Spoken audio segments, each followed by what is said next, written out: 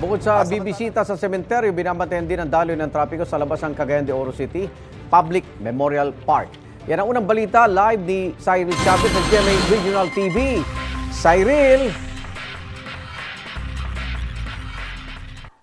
Yes, Igan, pasado alas 6 ng umaga, ngayong araw, binuksan ng kapulisan ang entrance ng Cagayan de Oro City Public Memorial Park dito sa Barangay Kabumanan at pinayagang pumasok na ang publiko upang dalawin ang kanilang mga yumaong mahal sa buhay. Pasado alas 5 pa lang ng umaga, kita na ang ibang mga Cagayanon na nais pumasok rito sa Cagayan de Oro City Public Memorial Park. Mahigpit ang seguridad na ipinapatupad ng mga otoridad sa sementeryo.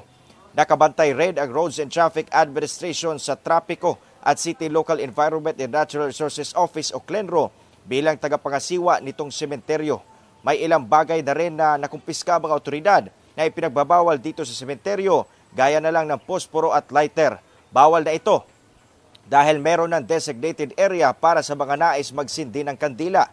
Ipinagbabawal rin ng CLENRO ngayon ang pag-go-overnight sa sementeryo at ang pagdala ng matatalim na bagay at sound system. Igan, ngayong araw, inaasahan natin ang pagdagsa ng hindi bababa sa 10,000 katao dito sa Cagayan de Oro City Public Memorial Park na kinukonsiderang pinakamalaking sementeryo dito sa lungsod. At yan ang latest mula rito sa Cagayan de Oro City Public Memorial Park. Igan. Maraming salamat, Cyril Chavez ng GMA Regional TV.